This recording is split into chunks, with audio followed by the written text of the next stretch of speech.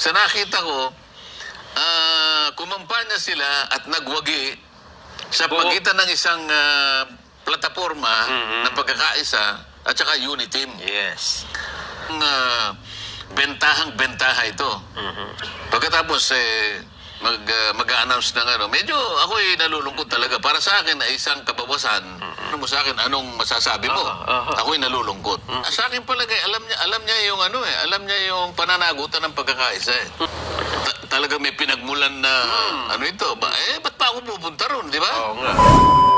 Pero ang gusto namin malaman po, ito, nabanggit nyo na rin, naabangan namin yung June 12 dahil may mga malaking pangyayari. Nung June 12, nag-announce po ang Vice President na tila tapos na ang Uniteam.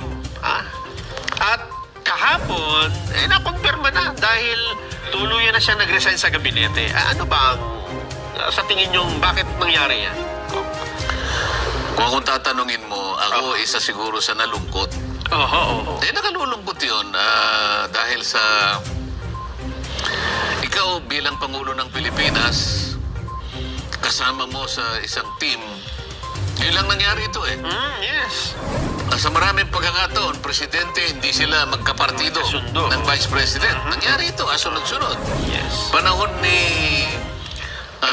Pangulong Joseph Estrada, hindi niya yata kaalyado yung Vice President. GMA, ang BP po niya. Pagkatapos nung GMA na, Si Kabayan. Oo. Pagkatapos si Noynoy, ang sumunod. Pinoy, sinong Vice President? Si Binay. O hindi rin sila magkakaalyado pero sa umpisa, pero nawawala din. Pero ito, sa nakita ko, kumampanya sila at nagwagi sa pagitan ng isang plataforma ng pagkakaisa at saka Uniteam. Yes. Kasama ako dun eh. Yun nga. Kaya alam ko yun eh. Ang totoo niyan, alam mo, dahil sa aking paggalang doon sa layunin ng pagkakaisa na yon, nung ako'y magpasya na mag-withdraw, kinausap ako nung isa sa mga aming campaign strategist. Sabi niya, kung nalaman na ni presidential candidate noon, BBM, na ikaw ay mag-withdraw, pero ginagalang niya yon kung hindi mo na marireconsider yung posisyon mo. Pero meron siyang pakiusap na dahil Uniteam tayo, ang pakiusap niya lang ganito, kung po pwedeng kumplitohin mo yung ating rallies. Dahil meron pang natitirang mga 4 na malalaking rallies. Tinupad ko yun. Meron lang ata akong na-miss sapagkat kung di ako nagkakamali, yung pa ako, hindi naman rayo mo, pero hindi ko malaman kung bakit hindi ko maigalaw nun eh. Pero sandali lang yun. Isa lang ang na-miss ko, pero yung 3 malalaki, hanggang doon sa pinakamalaki, itong Soler, nandun pa rin ako. Ibig sabihin, tinapos ko yun. Kasi gusto ko talagang panagutan yung pagkakaisa na nandun. Kaya kung sinabing ako'y nalulungkot, sapagkat alam mo, Vice President ito, at tayo ay nangampanya at tuluyang nagwagi sapagkat palagi ko tiningala ng tao yan. Siguro sabi ng tao, mukhang maganda ito. Ang isang tandem na ang pagkakaisang kanyang nilalayon ay makabubuti para sa ating bansa. Sa mga tweet, kung makikita mo yung boto na bumuhos, halos magkapareho sila eh. At saka talagang historical. Historical. So yung kung pag-uusapan natin, yung laki ng capital, political capital, talagang bentahang-bentaha ito. Pagkatapos mag-a-announce ng ano, medyo ako'y nalulungkot talaga. Para sa akin ay isang kabawasan doon sa maaaring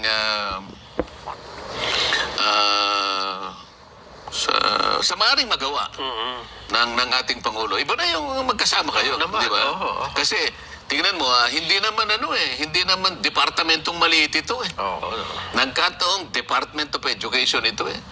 Hindi ko minamaliit yung ibang departamento, pero nagkataong ito, hindi lamang sa laki, kung hindi yung magnitude ng kanyang responsibilidad. Ang ating mag-aaral ang pinag-uusapan eh.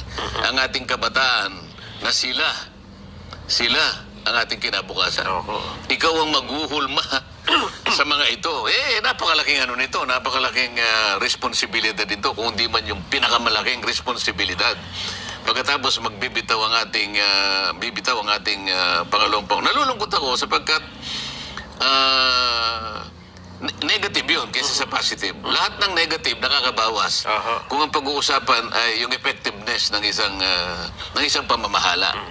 Kasi, di ba, pagka positive, lahat tayo nagkakaayon-ayon, nagkakasundo. So, ang tanong mo sa akin, anong basa ko, Bakit nagkaganon? At, hindi, tanong mo sa akin, anong masasabi mo?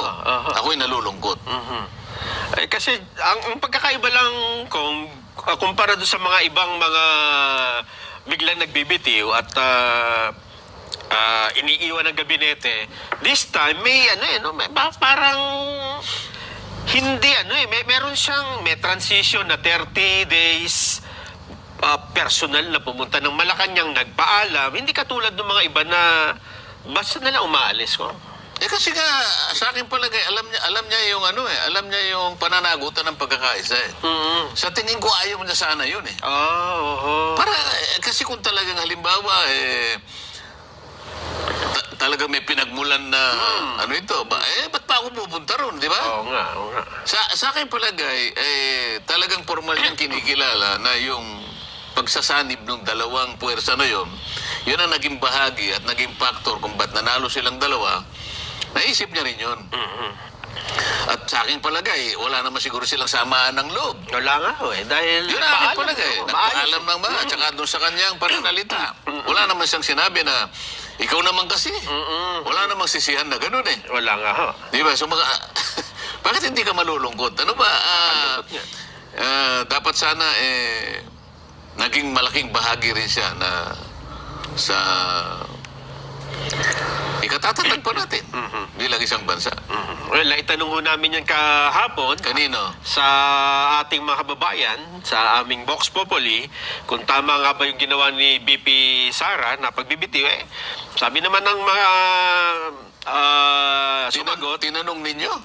Sa paano ang pagtatanong Vox niyo? Populi, kung tama ba ang ginawang pagbibitiw ni BP Sara Inday sa gabinete. Ang sabi naman ng mga sumagot, siguro tama na. Tama na rin dahil personal choice niya yun, Kong. Wala namang makakapagpigil din sa kanya kung ayaw na niyang pangunahan yung Department of Education. Kong. Hindi, kung napansin mo ba, kasi sa isang taong magbibitiw, at least sasabihin mo yung dahilan kung bakit ka nagbitiw. Yun nga po. Ikaw, halimbawa, nagbitiw ka sa ating palatuntunan. Sa tagal ng pagsasama natin dito, basta ka na lang magsasabi na ako po ay sa akin pong kaligayahan, sa masasayang pangyayari po na nagaganap sa aming samahan dito sa SGM, napag-isip-isip ko pong ako'y kailangan umalis na. Hindi ka pa magpapaliwanag kung bakit ka alis sa napakasayang pagkatapos alis ka. Ngayon, yun ang siguro yung nandun sa kalagayan na yon, sa pagbibitiw na yon, ang parang agam-agam. Yun sa dahilan. Kaya ako nalulungkot eh. Bakit hindi ka malulungkot? Vice President ito. Sana man lang nag-resign yung bumbero dito sa San Juan. Wala namang O kaya, wala tayong minamalit kahit sinong naglilingkod bayan.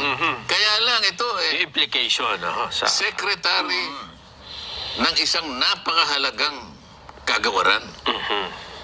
Isang kagawaran na mayroong mandato na siyang maghubog, humulma sa ating mga kabataan na sila pa naman ang ating investment sa hinaharap.